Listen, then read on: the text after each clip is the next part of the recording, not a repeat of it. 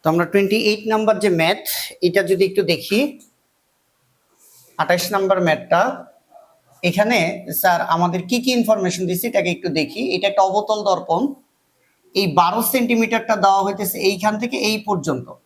তো একটু খেয়াল করো, এই যে ও হইতেছে বক্রতার কেন্দ্র, এটা এখানে বলে দিছে। এই জায়গাটা হইতেছে বক্রতার ব্যাসার্ধ।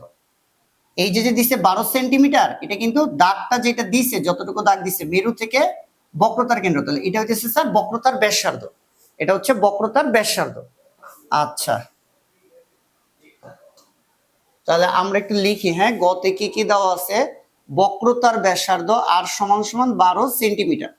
বক্রতার ব্যাসার্ধ, বক্রতার ব্যাসার্ধ আর সমান সমান হইতেছে স্যার 12 সেন্টিমিটার দেওয়া। বক্রতার ব্যাসার্ধ আর সমান সমান 12 সেন্টিমিটার দেওয়া। Okay fine. তাহলে কিন্তু আমরা ফোকাস দূরত্বটা বের করে ফেলতে পারি। তো আমরা বক্রতার ব্যাসার্ধটা থাকলে ফোকাস দূরত্বটা বের করি। এফ সমান সমান আর বাই 2। তাহলে এফ সমান সমান আর হইতেছে স্যার 12 সেন্টিমিটার ভাগ 2। তাহলে সমান সমান এফ এর মান কত হয় স্যার? 6 সেন্টিমিটার। কয় সেন্টিমিটার স্যার? 6 সেন্টিমিটার। আচ্ছা, এরপরে আর কি দিছে আমরা একটু দেখি। আরেকবার বলি, এই যে ও, এটা বক্রতার কেন্দ্র আর পি মেরু, তাহলে এই পুরো দূরত্বটাই দেওয়া আছে 12 সেন্টিমিটার। তাহলে 12 সেন্টিমিটার বক্রতার ব্যাসার্ধ আর এর মান, আর এফ এর মান আর বাই 2, তাহলে 6 সেন্টিমিটার। এখানে দিচ্ছে ওয়াইপি, দেখি তো স্যার ওয়াইপি কি? এই যে এটা ওয়াই আর এই যে এটা পি, তাহলে ওয়াইপি এর দূরত্ব আমরা দেখতেছি এটা একটা লক্ষ্যবস্তুর মতো। এটা কি লক্ষ্যবস্তু? তাহলে মেরু থেকে এই যে পি, মেরু থেকে লক্ষ্যবস্তুর দূরত্ব এটাই হইতেছে ইউ। মেরু থেকে লক্ষ্যবস্তুর দূরত্ব এটা ইউ। তাহলে এই যে মেরু, মেরু থেকে এই যে লক্ষ্যবস্তু, লক্ষ্যবস্তুর যে দূরত্ব পি ওয়াই বা ওয়াই পি 8 সেন্টিমিটার, এটা কার মান? ইউ এর মান। ইউ এর পরিচয় কি? মেরু থেকে লক্ষ্যবস্তুর দূরত্ব। তাহলে এই যে লক্ষ্যবস্তু, এই যে মেরু, মেরু থেকে লক্ষ্যবস্তুর দূরত্ব ওয়াইপি কত? 8 সেন্টিমিটার। তাহলে ইউ এর মান 8।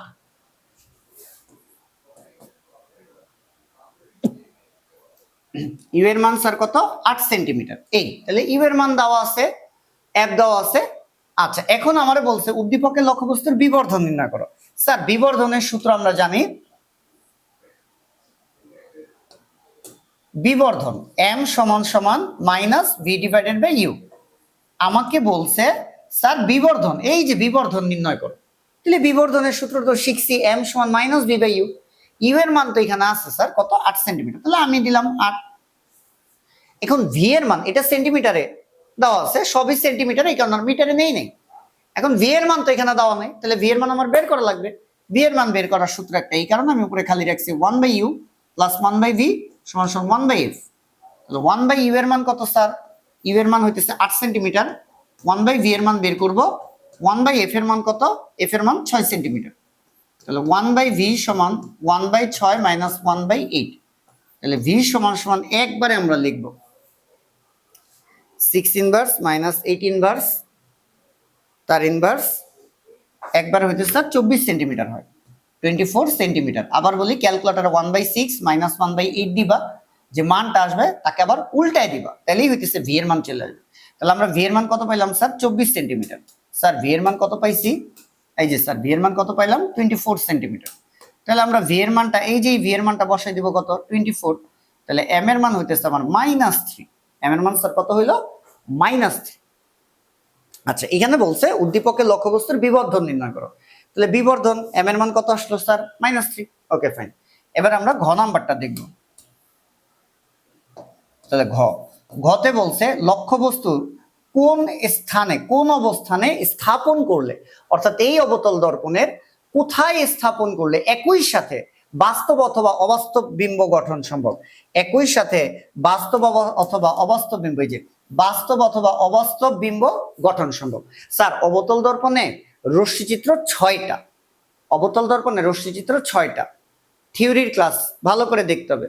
ওই 6টা লেখচিত্রের মধ্যে, মানে 6টা চিত্রের মধ্যে কোন অবস্থানের জন্য, কোন অবস্থানের জন্য একই সাথে বাস্তব আর অবাস্তব, একই সাথে বাস্তব আর অবাস্তব বিম্ব গঠন হয়। হ্যাঁ, 5 নাম্বারটা। কয় নাম্বার স্যার?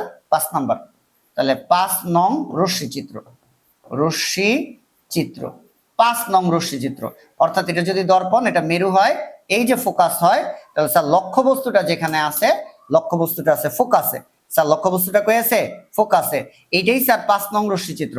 আর এই 5 নং রশ্মিচিত্রটাই আমরা দেখব একসাথে বাস্তব এবং অবাস্তব বিম্ব গঠিত হয়। এই যে এখানে বলছে একই সাথে বাস্তব এবং অবাস্তব বিম্ব গঠিত হয়। যখন উদ্দীপকের ভাষা দেখবা অবতল দর্পণে একই সাথে বাস্তব অবাস্তব বিম্ব গঠন হয়, তখনই ব্যাখ্যা দিতে হবে 5 নং রশ্মিচিত্র। তাহলে ওই যে থিওরির ক্লাসে 6টা রশ্মিচিত্রের মধ্যে 5 নাম্বার রশ্মিচিত্রের ব্যাখ্যা যেইভাবে দেওয়া আছে এই প্রশ্নের উত্তর সেইভাবে দিবা।